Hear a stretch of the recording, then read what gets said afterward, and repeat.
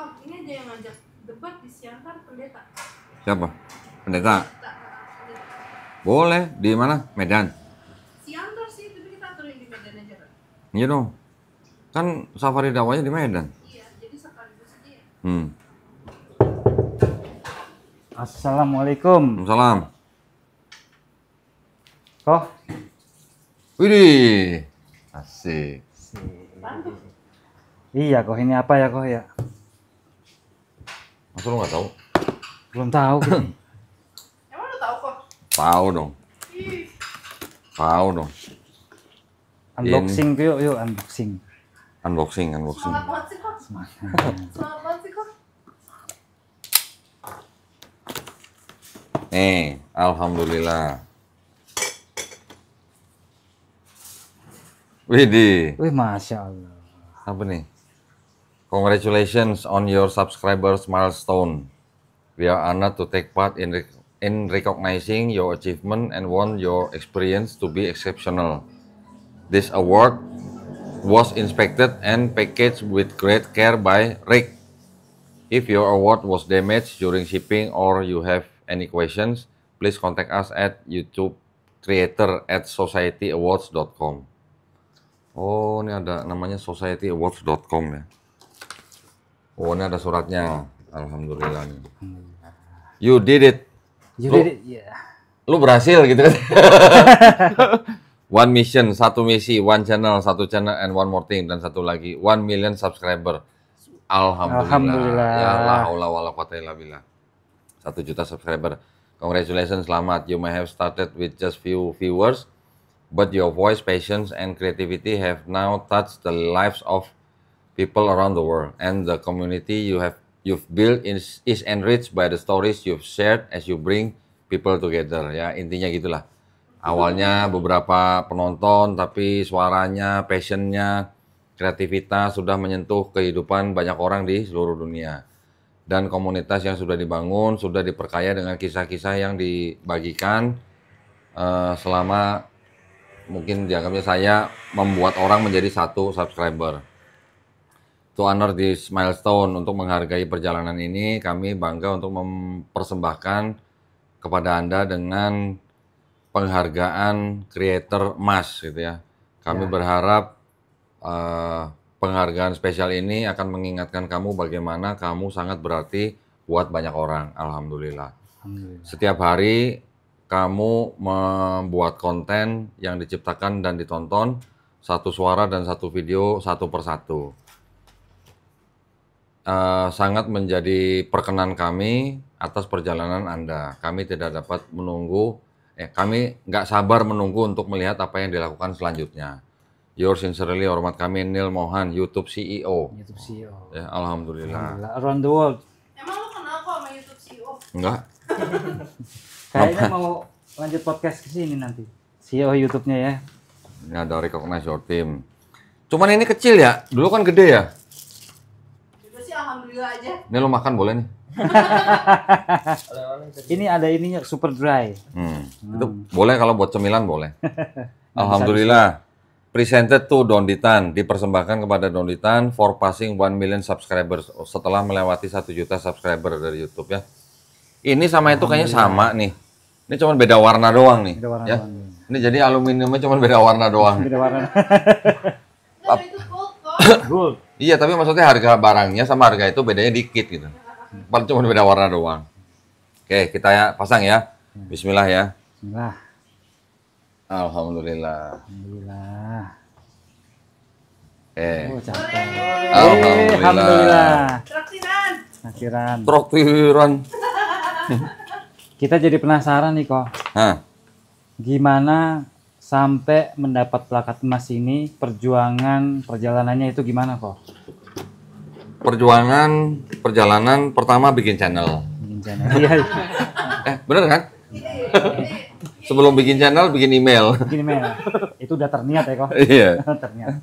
Tapi gini, ini ada yang mungkin saya sampaikan. Channel saya, mungkin kalau orang lihat di about ya, tentang channel saya. Channel ini ada dari 2011. 2011. 2011 loh. Cuma waktu itu bikin channel tuh iseng. Jadi belum tahu mau konten apa gitu. Jadi cuman bikin channel aja gitu ya. Masih kuliah tuh. Ah, masih ingusan ya? Nah, waktu bikin channel itu 2011 nggak tahu mau isi apa, sempat ngisi foto cuma lagi jadi apa ya? Lagi jadi stuntman. Nah, Waktu motor gue disewa sama syuting film. Nah, syuting filmnya gue inget judulnya Love in Paris. Wih, Yang main Rio Dewanto. romantis berarti ya, romantis Bukan ya. lu yang main ya kok. Hah? Bukan, gue jadi stuntman. Nah, jadi ceritanya waktu itu di adegannya di Jalan Rasuna Said, cuman muter kayak orang lagi ngebut-ngebut lah di tengah macetnya mobil-mobil lah gitu. Motor gua waktu itu disewa sama production house itu kira-kira 10 hari. Wih, 10 hari ya. Lama juga Satu hari disewa selama 8 jam dibayar 4.500.000. Lumayan kan? lumayan. 10 hari kali berapa? Belum lembur. Kalau lembur tambah lagi 1 juta gitu. Ya alhamdulillah aja. Nah, terus dari channel itu 2011 kosong tuh, vakum. Sampai akhirnya saya masuk YPM atau HIT, baru terpikir untuk bikin channel di akhir 2020. Ya, akhir 2020. Jadi akhirnya setelah dengan pertimbangan ini itu, akhirnya 2021 lah saya mulai buka channel. Artinya mulai aktif gitulah. Setelah bergabung dengan YPM atau HIT di Agustus 2020, channelnya aktif lagi di 2021 awal, kalau nggak salah Februari Maret lah. Nah dari situ ya udah, karena waktu itu Geraha Mualaf atau YPM atau HIT itu kan sudah punya channel juga di Surabaya. Nah mereka sudah banyak video-video. Nah akhirnya waktu itu kan ada kayak semacam sistem gitu. Geraha Mualaf menayangkan video-video debat, channel-channel yang berafiliasi ikut secara live menayangkan debat gitu. Tapi akhirnya kan saya juga punya kajian-kajian sendiri. Ya udah, jadi akhirnya gue isi dengan kajian-kajian. Kira-kira tahun berapa ya? 2021 itu juga pertengahan kalau nggak salah, gue mulai bikin serial. Nah, jadi selain video-video dari Geraha Mualaf, gue bikin video serial. Serialnya apa? Bikin kajian namanya Bible of Bible. Ingat gak? Ya, Bible ya. Ya, waktu itu kan banyak lah sama teman-teman kita kolaborasi bikin kajian berapa menit isinya Bible of Bible, yang isinya itu adalah kontradiksi Bible gitu, ya kan? Kurang lebih total ada 60 video. Reaksinya cukup bagus dari teman-teman yang apologet Muslim juga alhamdulillah bagus. Reaksi dari teman-teman Kristen juga alhamdulillah direaksi gitu sama mereka gitu lah, ya kan? Ya jadi akhirnya di dalam di dalam kajian Bible of Bible itulah yang sekarang menjadi buku namanya Bible Expose. Bible Expose. Gitu. Jadi ini isinya adalah kontradiksi-kontradiksi yang dulu saya bikin kajian dengan video dalam video YouTube gitu. Sekarang jadi buku, alhamdulillah. Ya setelah itu kan kami juga dari YPM atau HIT kan bikin acara debat offline, tatap muka ya. Setelah yang online sudah nggak lagi, akhirnya kita beralih ke debat offline. Beberapa kali kita adakan di Jogja, beberapa kali di Surabaya juga. Nah, itu rupanya juga alhamdulillah diapresiasi oleh para penonton, sehingga subscriber bertambah lah. Terus kemudian waktu kurang lebih channel itu subscribernya 250 ribuan. Nah, kita waktu itu mulai ada gonjang-ganjing. Ya, apa ini kau nih? Gonjang-ganjing di dunia YouTube lah gitu ya. Ingat kan dulu ada tapi sebelum ada gonjang-ganjing itu kan kita sudah mulai menerima orang-orang yang datang untuk konsultasi. Ya kan? Ada orang-orang datang yang konsultasi, ada yang bersahadat, ada yang tidak. Salah satu yang bersahadat di sini saya ingat itu namanya Yunia. Ya. Yunia saya ingat duduk di sini dulu ngobrol sebelum bersahadat tuh. Saya cuma nanya beberapa pertanyaan yang qadarullah itu mendapat tanggapan dari banyak orang. Pertanyaan-pertanyaan saya ke Yunia waktu itu bisa jadi merupakan sebuah kayak semacam logika yang baru lah. Logika yang mungkin nggak pernah didengar atau nggak pernah diperbincangkan di dalam arena diskusi lintas agama. Mau tahu yang gue tanya apa ke Yunia? Oh, boleh kau apa kau? Nah sekarang gini, contoh lah. Anggap aja sebagai orang Kristen, Yunia kan percaya bahwa Yesus sudah mati di atas kayu salib buat nebus dosa Yunia. Sebagai orang Kristen. Berarti Yunia cinta sama Yesus dong? Iya. Iya dong. Misalnya Yunia dikasih kesempatan ngelihat Yesus mau disalib. Kira-kira Yunia lari seperti murid lain atau nolong Yesus supaya nggak disalib atau bantuin tentara Romawi salib Yesus? Ya kalau kita percaya sama dia, harus kita nolongin dia lah. Nolongin supaya disalib? Supaya enggak. Oh, supaya nggak disalib. Supaya nggak disalib. Berarti kita juga, Terus kita kalau, mengorbankan diri kita juga gitu loh. Kalau Iya. emang kita percaya sama dia juga gitu. terus ya kalau kan. nolong Yesus supaya nggak disalib nggak ditebus dong dosanya? Oh, makanya. Ya makanya. Bingung juga aku deh. Oh ya makanya. Di belakang ditebus juga. Kan rumusnya kan Yesus mati di atas kayu salib untuk menebus dosa Yunia kan? Kalau Yesus tolong Yesus supaya nggak disalib, nggak ada penebusan dosa dong.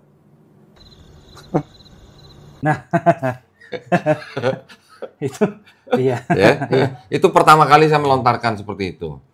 Si Yunia itu menjawabnya gimana? Saya tolong Yesus. Supaya apa? Supaya nggak disalib. Iya, supaya nggak disalib. Karena dia merasa dia cinta Yesus. Iya. Tapi ketika dia bilang dia menolong Yesus supaya nggak disalib, gue balikin. Kalau gitu dosa lu nggak ditebus dong. Bingung dia. Langsung dek gitu, langsung berhenti.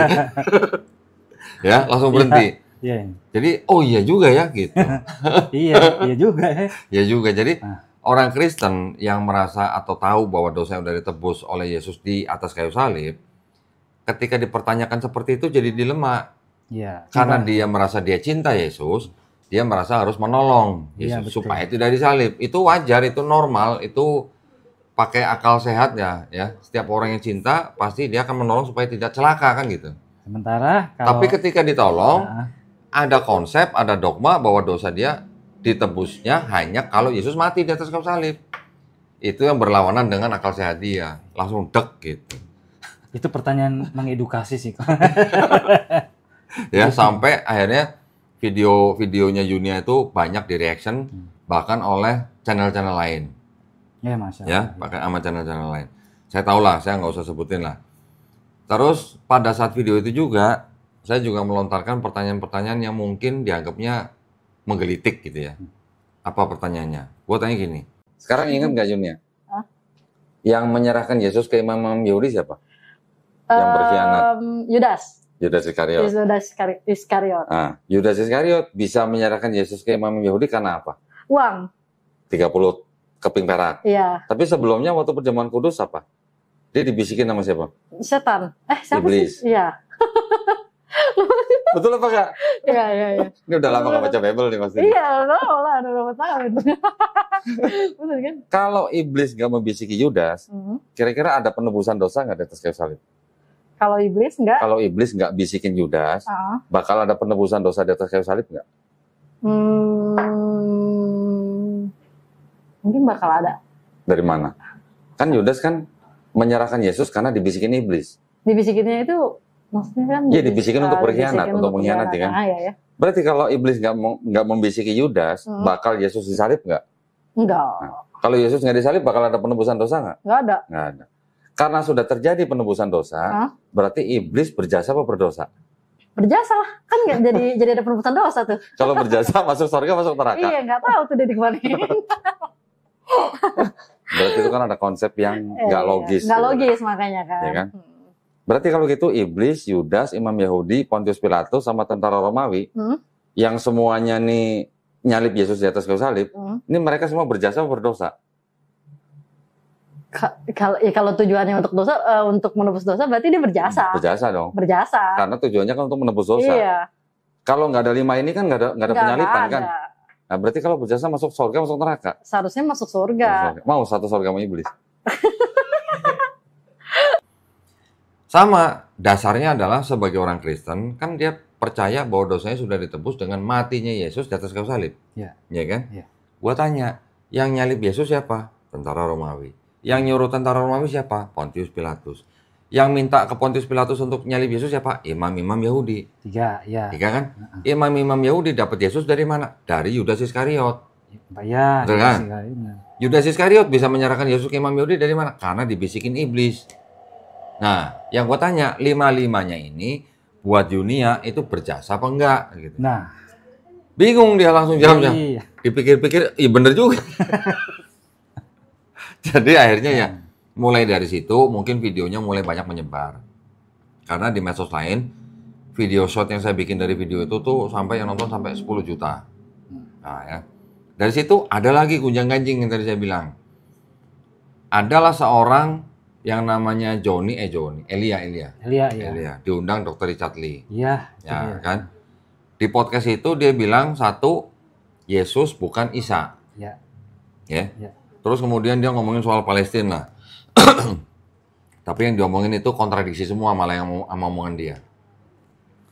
Ketika itu selang berapa hari dari videonya itu, channel Ngaji Cerdas datang ke sini. Dia langsung nyodorin video itu, minta tolong supaya saya reaction gitu. Oke ya. Saya reaction dengan apa? Dengan data-data dari dokumen-dokumen yang saya punya gitu, ya. Bible ini, versi ini, tahun ini dibandingkan dengan Bible ini, versi ini, tahun ini dibandingkan yang ini Yesus, yang ini Isa Al-Masih. Berarti buat yang membuat Bible ini, Yesus Kristus dan Isa Al-Masih itu adalah orang yang sama. Iya. Ya? Iya. Betul. Bener kan? Betul. Cuman kan ceritanya menurut mereka kan Yesus atau Isa Al-Masih ini kan dibunuh dan disalib bangkit dari ketiga. Ini kan di dokumen mereka. Iya. Tapi namanya ada dua-duanya, yang satu Yesus Kristus, yang satu Isa Al-Masih. Iya. Nah, itulah yang saya jelasin. Sama saya koreksi beberapa omongan dia yang di videonya dengan Dr. Richard Lee. Karena Dr. Richard Lee sendiri dengar penjelasan dia sampai bingung katanya.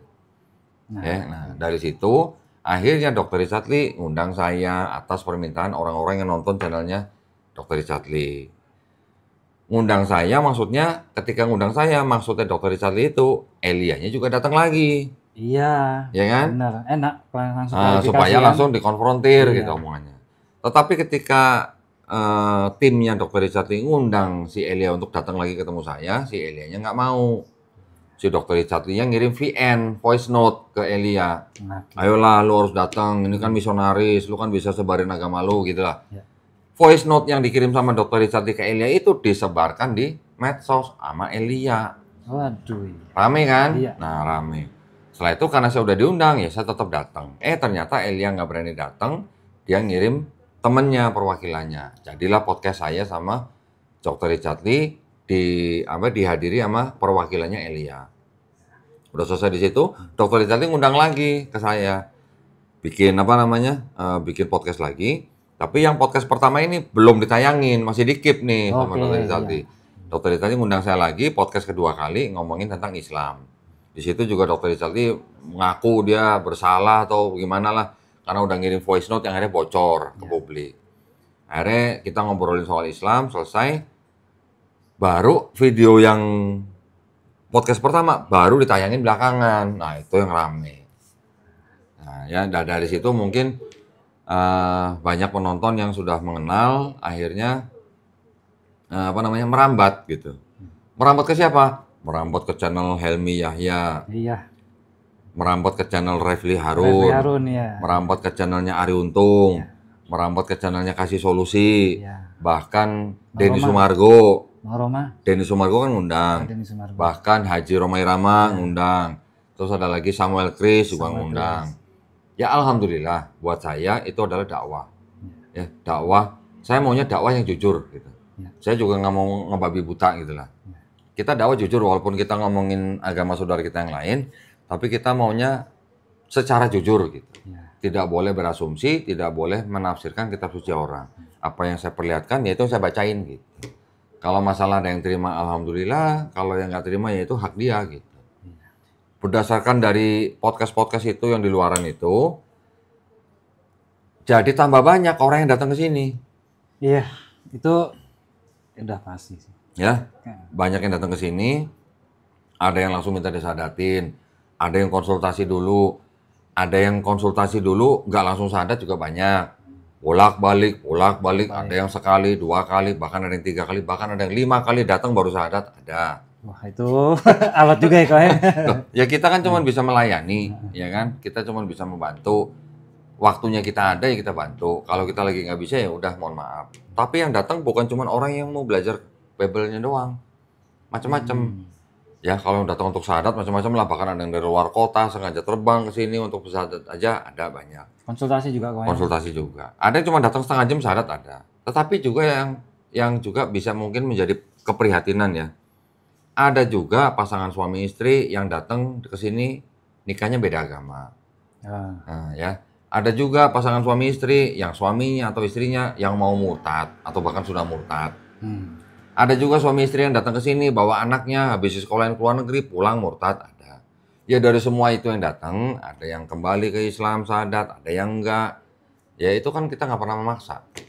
Ya alhamdulillah dari dari yang kita lakukan setiap harinya di studio ini bersama dengan tim mendapat perhatian dan diapresiasi oleh para penonton sampai akhirnya pada waktu kemarin saya safari dakwah ke Jawa Tengah kira-kira di minggu pertama Januari akhirnya mencapai subscriber 1 juta orang. Alhamdulillah. Ya, alhamdulillah. Itu pas lagi mendekati 1 juta, saya pikir saya mau bikin live gitu ya. Biar kita bisa ngikutin nih sampai 1 jutanya nih detik-detiknya gitu. Iya. Ternyata pas jam itu malamnya nggak dapat momennya, paginya saya ceramah di sebuah rumah makan, pas saat lagi momen ceramah itu dapat 1 juta ya. Tapi ya sudah nggak apa-apa. Kalau diperhatiin kok setiap ucapan gitu kalimat yang diterangkan oleh Koko ini itu pasti didasari oleh ilmu yang bukan kaleng-kaleng gitu. Data dong. Artinya data. Iya. Udah belajar lama. Data. Terus bisa nyimpulin. Jadi yang pertama tadi. Iya. Jadi yang utama itu adalah data. Iya. Sampai gua beli bagan-bagan seperti itu tuh. Coba tuh disorot tuh. Ya itu ya. Itu saya beli dari luar negeri. Oh. Okay. Ya. Sengaja walaupun cukup mahal, ongkos kirimnya juga cukup mahal, harus kita beli karena apa? Itulah data gitu. Sampai kita juga beli buku-buku ya, walaupun entah itu Bible, entah itu buku-buku tulisan dari kalangan Kristen juga. Kita tetap beli. Kenapa beli? Karena itu yang harus kita jadikan sebagai bukti omongan kita. Oh iya. Jadi kita nggak boleh asumsi, semuanya harus by data. Ya, bisa jadi, dibuktikan ya kok? Bisa. Nah, alhamdulillah juga teman-teman dari kalangan DKM masjid atau dari pengurus-pengurus pesantren, alhamdulillah juga mereka sekarang sudah mau mulai belajar kristologi. Alhamdulillah. Kenapa? Karena akhirnya mereka menyadari dengan ilmu kristologi orang dari kalangan Kristen banyak yang masuk Islam. Ya. Gitu ya. Jadi alhamdulillah saya juga banyak diundang masjid-masjid untuk memberikan kajian kristologi. Cuman karena yang namanya kristologi itu kan bukan ilmu yang kecil juga, lumayan luas gitulah. Ya. Karena lumayan luas, jadi ketika saya baru pertama kali ceramah di sebuah masjid, ya kan saya harus kasih cuman perkenalan dulu. Pengenalan kristologinya apalah, tujuannya apa gitu, dan segala macam.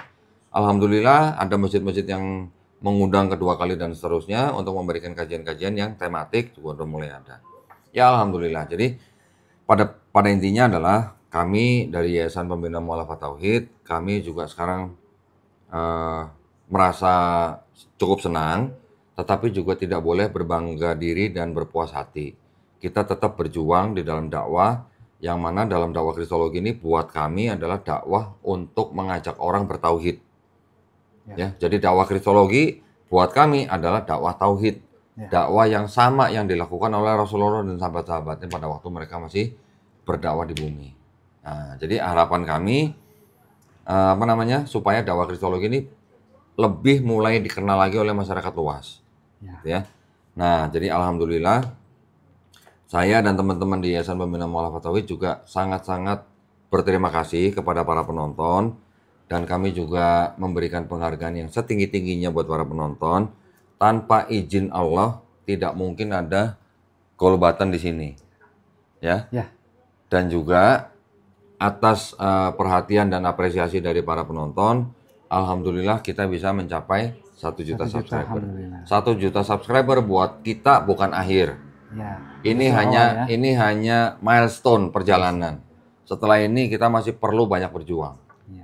Gitu. Jadi yang Koko sampaikan tadi, ketika dakwah di masjid-masjid atau untuk para pemirsa, ini baru awal ya. Jadi kan luas tadi ya edukasinya ya. Jadi nantikan teman-teman pemirsa ada kelanjutan yang lebih menarik. Oke. Ya. Jadi ya kita tetap akan menjalankan misi kami, tapi dengan akhlakul khorimah. Gitu. Ya supaya kita bisa menjangkau saudara-saudara kita yang belum mengenal Islam dan akhirnya menerima Islam dengan kerelaan hati. Ya, jadi mohon doanya juga dari para pemirsa. Mudah-mudahan kami dan tim ya di Yayasan Pembina Mu'allafat Tauhid tetap istiqomah dan kita tetap berjuang. Insya Allah husnul khotimah. Amin ya Allah. Gitu Karim. aja. Oke. Ya, terima kasih banyak atas perhatiannya. Wabillahi taufiq wal hidayah. Wassalamualaikum warahmatullahi wabarakatuh. Waalaikumsalam warahmatullahi wabarakatuh.